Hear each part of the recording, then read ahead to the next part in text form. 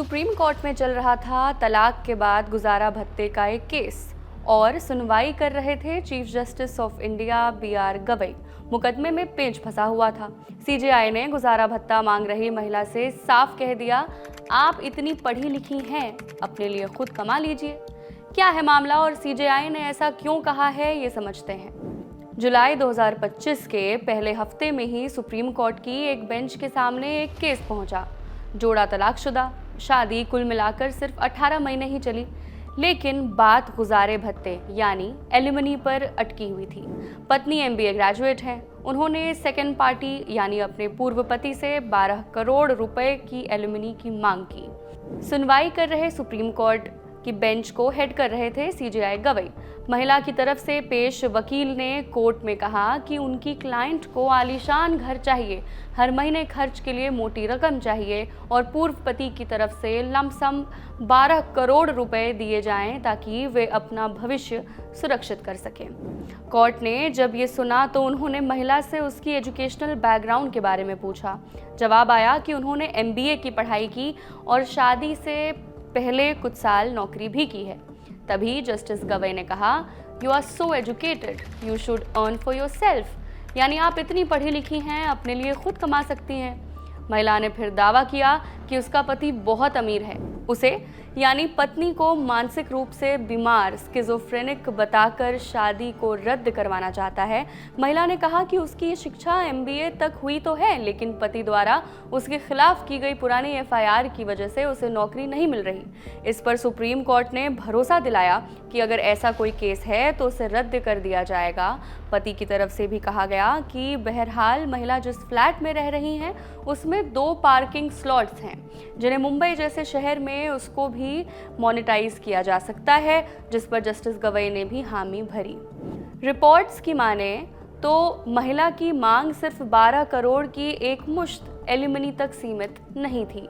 उन्होंने साथ में ये भी कहा कि उन्हें हर महीने की मेंटेनेंस, नियमित खर्च के लिए भत्ता चाहिए और पति की प्रॉपर्टी का हिस्सा भी मिलना चाहिए। महिला ने पूर्व पति के पास मौजूद एक BMW कार की भी मांग की। महिला के वकील ने कोर्ट में बताया कि शादी के बाद उन्होंने अपने करियर को छोड़ दिया था, इसलिए अब उन्हें अपनी पुरानी स्टैंडर्ड लाइफस्टाइल बनाए रखने के लिए एक रकम की ज़रूरत है। इस पर पूरे झगड़े की शुरुआत एक पुराने तलाक के केस से हुई थी। दोनों पक्षों ने तलाक सहमति से यानी म्यूचुअल कंसेंट के अग्रीमेंट के तहत लेने के लिए मसौदे पर दस्तखत किए थे। उस समझौते में महिला ने ये माना था कि अगर उसे मुंबई के कालपत्रु हैबिटेट में एक फ्लैट मिल जाता है तो वो अपने सारे पैसों से जुड़े दावे हमेशा के लिए छोड़ देंगी। दोनों ने मिलकर एक जॉइंट स्टेटमेंट पर साइन भी किए थे और तय किया था कि जो 20 से ज़्यादा केसेस उनके बीच चल रहे हैं वो भी ख़त्म कर देंगे। लेकिन खबरें बताती हैं कि अब महिला उस समझौते से पीछे हट रही हैं, जिसके बाद ये मामला पहले बॉम्बे हाई कोर्ट गया।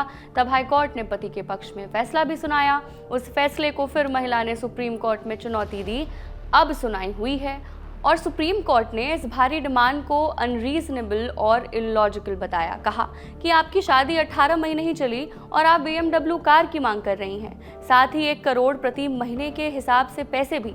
बेंच ने अपना फैसला सुरक्षित रख लिया है। जब फैसला आएगा तब की कहानी हम आपको तब बताएंगे। फिलहाल सामान्य ज्ञान बढ़ाते हैं। हिंदू मैरिज एक्ट 1955 के सेक्शन 25 का जिक्र करते हैं। यहाँ कहा गया है कि तलाक के बाद ज़रूरत पड़ने पर पति या पत्नी दोनों में से कोई भी स्थायी एलिमनी यानी परमानेंट एलिमनी मांग सकता है। ऐसे में जब तलाक के केसों में एलिमनी तय की जाती है तो अदालत कुछ बातों को ध्यान में रखती है, जैसे पति और पत्नी की कमाई, संपत्ति की स्थिति, दोनों के खर्च और लायबिलिटीज़, शादी कितने साल तक चली, दोनों की उम्र और सेहत, बच्चे हैं या नहीं, यदि हैं तो उनके पालन पोषण की जिम्मेदारी किस पर है, और सबसे अहम, क्या एलिमनी मांगने वाला स्पाउस वाकई में सेल्फ सफिशिएंट नहीं है, क्योंकि कानून ये कहता है कि एलिमनी रिहैबिलिटेशन के लिए होती है। इसका मकसद है कि तलाक के बाद किसी की भी पक्ष को बेसहारा न छोड़ना पड़े। इस खबर में फ़िलहाल इतना ही। मैं हूँ कनुप्रिया, कैमरे के पीछे है मेरे साथी प्रशांत। देखते रहिए दी ललन टॉप। शुक्रिया।